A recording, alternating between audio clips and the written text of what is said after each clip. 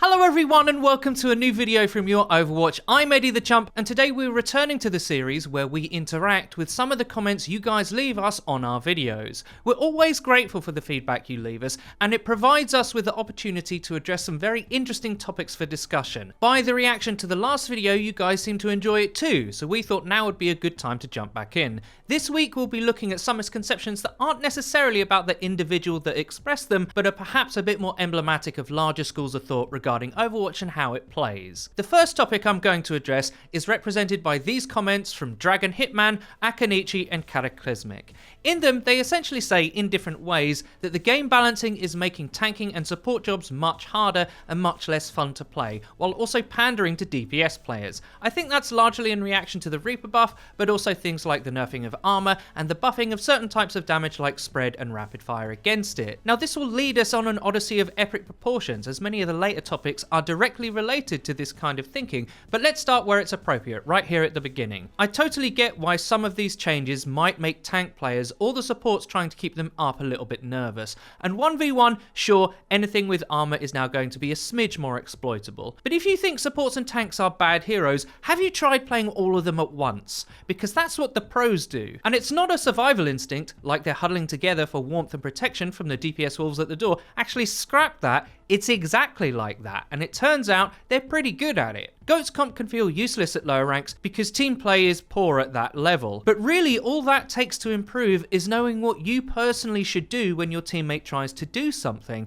like Zarya bubbling Orion when he starts trying to swing for the fences. There's a lot of accidental baiting at the lower levels. Players don't even mean to do it a lot of the time, but everyone is so scared of making a mistake, nobody presses W mouse 1 when it's the right time, which memes aside, is largely the go-to strat these days. Maybe having a diva looking for map Easter eggs instead of eating cool keydowns doesn't help you, I'll grant you that. But tank and support comps have been staring into DPS eyes and saying, I'm the captain now, for quite a while. If playing these roles isn't working for you and you feel like you just keep getting cut down, then seriously consider getting a duo partner and trying to focus on getting good with Lucio and Brig. If you do that, you will just flat out win a large percentage of your matches because they own the game to a large extent. That duo has a great set of support ultimates and an unkillable one-hit kill brawling monster. Think about it this way, if tanks and supports are hard to play at the lower ranks, largely because everyone is so hesitant to try and make plays, use heroes that can straight up bully that hesitancy. Lucio and Brig's mid-fight control is actually insane. You'll really start to feel it once you begin to hit shots and your abilities. Plus, as supports, they're both really good at the whole not dying thing. Brig is Brig, and Lucio can be infuriating to try and hit when he's bouncing around healing himself. Even top-level DPS players struggle against him. I'm afraid there is no excuse really. We have been watching some of your submitted footage, and let's just say in the kindest possible way, it's not Brig as a hero that's the weakest link. This leads me into this comment, which I think is very relatable to a lot of players' experience, irrespective of whether they play DPS a lot. JagSwag basically says this: people are way too quick to blame DPS for nothing dying in a given match. How many times have you or I heard that in voice chat? Pretty much every other game, and I'll tell you why blaming your DPS is often missing the point, irrespective of how tempting it might be, seeing as DPS players do largely think they're God's gift to the game. It's hard to justify telling DPS that they're not doing enough when frankly tanks have stolen their jobs. In a lot of ways, tanks are better at killing things than DPS are at the moment. I know that sounds crazy, but hear me out. Zarya can do monstrous damage, some of the highest DPS in the game at full charge, which in a Rein-dominated meta isn't that difficult to farm. She also has 400 health, half of which can regenerate, plus her ult is godlike. Rein, as I mentioned, is the meta largely in matchmaking. Staying alive with him to swing with cleave damage and build shatter quicker than you can say fusions wreck the USA is kind of the whole point.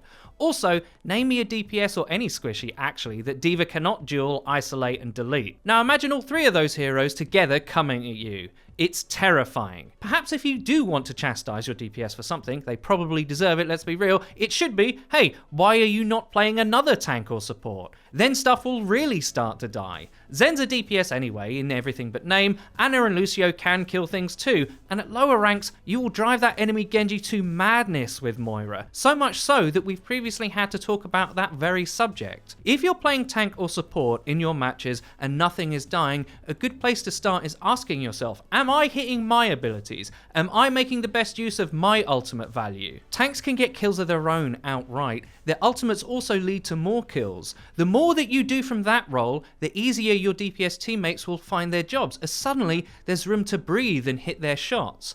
Anyone can carry from any role, so it's time to put that backpack on and press W in the march towards victory. All of this doesn't mean that DPS players don't make mistakes. Don't get me wrong about that. Of course they do. In fact, it's one of the easiest roles to be completely ineffectual from. Player stubbornness, poor counterpicking, or mechanical frailty, these can all be factors, but they get the blame more than most because their kits don't have easy value in them that can insulate a tank or healer player from believing they're not the problem, which is totally a thing, by the way. I'm a healer main, and sometimes I'm the detriment. We all are. It can appear to us that this isn't the case. Hey, I have X amount of healing, or whatever stat you want to use, but sometimes we absolutely are. This brings me to the last comment I'll cover today, which is from Cursor. In it, he's quoting us as saying, "You can carry in Overwatch," and laughing.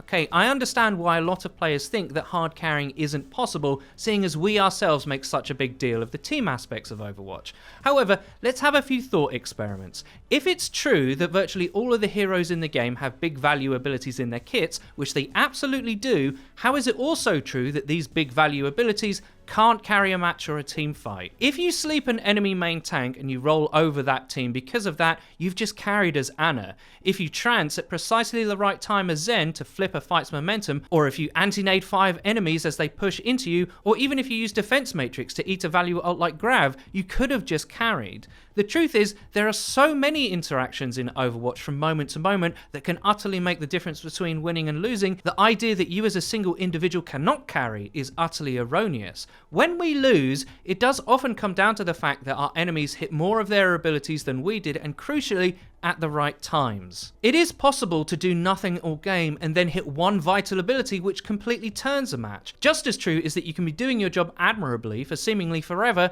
only to then just misplay a single thing and that's it, you've lost. Overwatch really is that hard and complicated.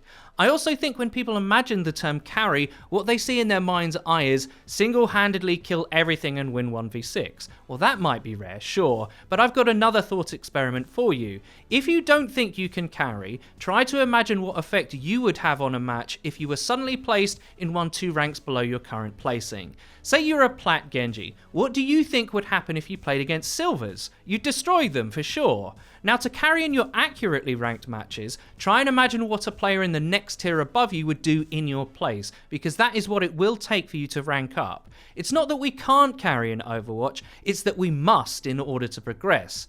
In this way, every match should be an opportunity for you to try and get more value than you did in the one previously. So in my case as say Ana, it's heal more, hit more sleeps, hit more anti-nades, die less, build nano quicker, get more support damage, get frags of my own, etc. When I watch my gameplay back, for example, the pain of not actually being Jonak drives me to distraction. There's always room for improvement. The great thing is, you can do this from virtually any role, as I said before, as everyone has money cooldowns to burn.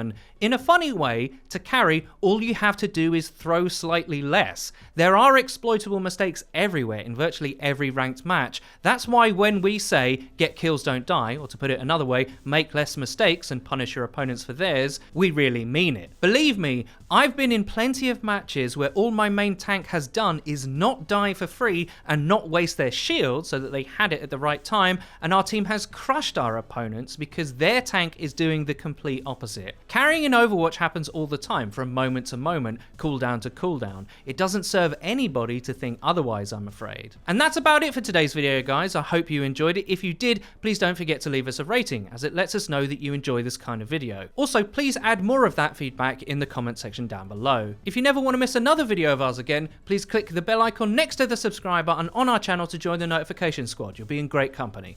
And finally, please follow the Your Overwatch Twitter. It's where you can find updates about new videos and other cool stuff. I've been Eddie the Chump, and until next time,